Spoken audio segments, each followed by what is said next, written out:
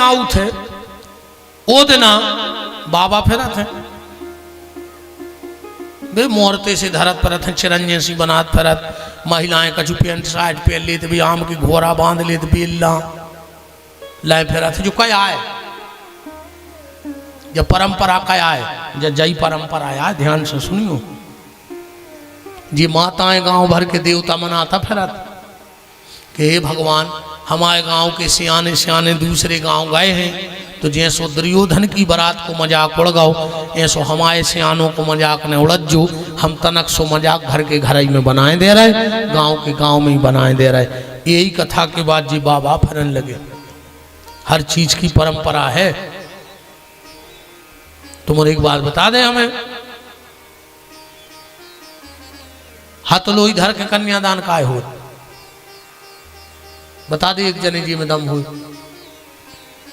हथलोई रखे कन्यादान क्यों होता है कब से ये परंपरा है और उस हथलोई का करना क्या चाहिए को पता नहीं है। चल रहा है वो है ना सिर्फ चल रहा है। भीष्म ने प्राणों का प्राण किया।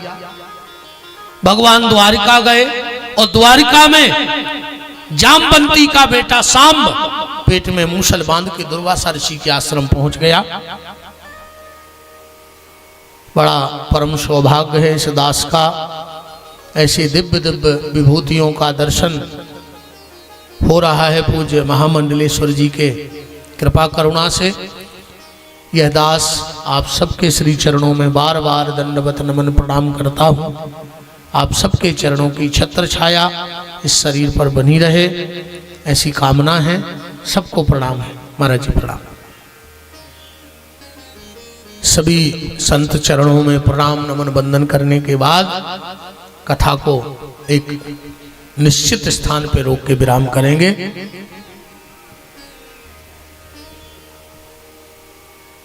दुर्वासा ने श्राप दे दिया। भगवान ने अर्जुन को बुलाया और कहा अर्जुन 7वें दिन द्वारका समुद्र में डूब जाएगी। अर्जुन बचे खुचे गोप ग्वाल लेके जा रहे थे। बीच में कोल भीलों ने रोक लिया। समय समय की बात है समय होत बलवान। एक दिन लूटी गोपियां सो गई अर्जुन बेईमान।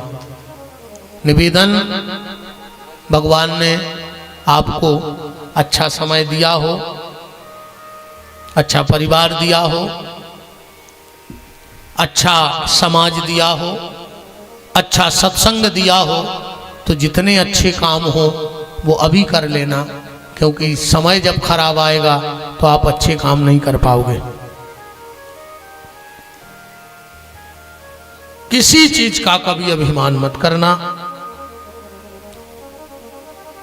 अर्जुन पहुंचे युधिष्ठिर ने कहा अर्जुन तेरे चेहरे पर जो क्षत्रियों जैसा तेज था वो कहां चला गया? क्या किसी संत ब्राह्मण का अपराध कर दिया? अर्जुन ने कुछ नहीं कहा नीचे को गर्दन करके खड़ी रहे। अर्जुन क्या किसी के प्राणों का रक्षा का वचन देके उसके प्राण नहीं बचा पाया जिसके कारण तेरा चेहरा मलिन हो गया?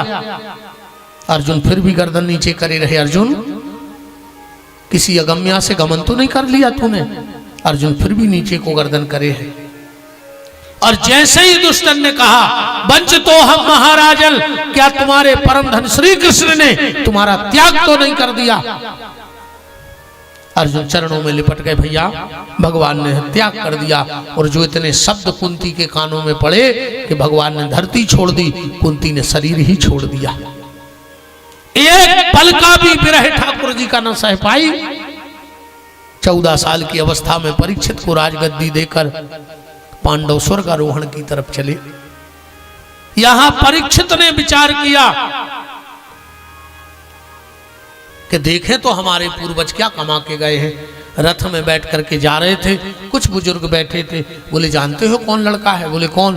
बोले वही बालक है जिसकी भगवान ने गर्भ में रक्षा की थी। परीक्षित ने कहा वाह मेरा परिचय भगवान से जुड़ा है। एक ने कही इनको छोड़ो इनके पिताजी का जला था। बोले क्या? इनके पिताजी ने पेट में रहकर चक्रव्यूह भेदन की रचना सीख ली थी। परीक्षित ने कहा हमारे पिताजी का नाम भी अच्छा है। एक बोलो को इनको इनके बाप को छोड़ो सही जल जला तो इनके बब्बा को। बोले काय? बोले इनके बब्बा के घरे भगवान ड्राइवरी करते। परीक्षित तो गदगद हो गए, वाह क्या संपत्ति कमा के गए हैं। काल चक्र चला, इरावती से विवाह हुआ और परीक्षित जी गए आखेट खेलने। देखा कि गाय और बैल आपस में बात कर रहे हैं। एक काला कलूटा पुरुष आया और मारने लगा। परीक्षित ने तलवार निकाल ली। है तू कौन है? तूने क्या सोच लिया कि अगर गोविंद चले गए तो गोविंद की गैया और गोविंद के भक्तों पर तू अत्याचार करेगा? तो सुन, जब तक ये गोविंद का भक्त परीक्षित जिंदा है, ना गोविंद के भक्त पे आंच आएगी, ना गोविंद की गाय पे आंच आएगी। कलयुग ने मन ही मन सोची, तो परीक्षित अब तुम्हें मरना होगा, क्योंकि मेरा आना निश्चित हो रहा है। निकल जा मेरे राज्य से। कलयुग बोलो कि 7 दीप नो खंड उदय अस्तनो राज। कहां जाए हम? कुछ जगह दे दो। तो दूतम पानम स्त्रिया सूनम, 4 जगह दी। कलयुग बोलो कि साहब एक आध अच्छी जगह दे दे। तो स्वर्ण में वास दे दिया 5वां। देखो एक बात बताएं, क्रम से समझना। सतयुग में एक सिस्टम था। सतयुग में राक्षस अलग रहते थे और देवता अलग रहते थे, अलग अलग लोकों में रहते थे। त्रेता आया, थोड़ा सा सिस्टम में ढील हुई। क्या ढील हुई? राक्षस और देवता एक ही लोक में रहने लगे। राम और रावण एक ही लोक में आ गए। राम और रावण एक ही लोक में आ गए। फिर आया द्वापर, थोड़ा और सिस्टम में ढील हुई तो एक ही घर में देवता और एक ही घर में राक्षस हो गए। उसी घर में युधिष्ठिर, उसी घर में दुर्योधन हो गया। अब आया कलयुग तो बिल्कुल ही ढील। अब एक ही शरीर में देवता है और एक ही शरीर में राक्षस है। परीक्षित बोले कलयुग ये बताओ तुम में गुण कितने हैं और अब गुण कितने हैं? कलयुग बोलो कि अब गुणों की है हम थोक दुकान, मर जाओ गिनत गिनत। गुण हम में एक ही है। कलयुग में बोले कौन सो? गोकोटि दानम ग्रहणेषु काशी प्रयाग गंगा युत कल्पवासा पर गोविंद नाम ना न कदाचि तुल्यम। मेरे युग में एक बार कोई प्रेम से नाम ले ले तो हम बेड़ा पार कर दें। अभी तो बात आउ तो अपन तो कितनी बार नाम ले चुके, अपन ने तो कितनी बार ले लो। और तो लिखो है कलयुग केवल नाम आधारा, और गोस्वामी जी कह रहे बस एक बार, पर लेने कैसो एक बार है। ये सो नहीं जैसे अब हमें कोई मिल जाए गड़ा कोटा में, अब गुरुजी कैसे हो और हम कहें यार भैया मिल भली नहीं पाए, पर तुम हो हमें प्राणों से प्यारी। या हम सही बोल रहे का तो हमें प्राणों से प्यारिया हो, कहा क्यों लगी।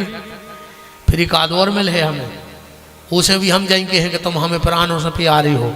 एक आध और मिल है कहूँ हम 4-5 से कह दे में गड़ा कोटा में कि तुम हमें प्राणों से प्यारी हो। अरे कहूँ हमारे प्राण सोच ले में कि जब गड़ा कोटा में हमसे प्यार हो में लगाओ तो हम चले।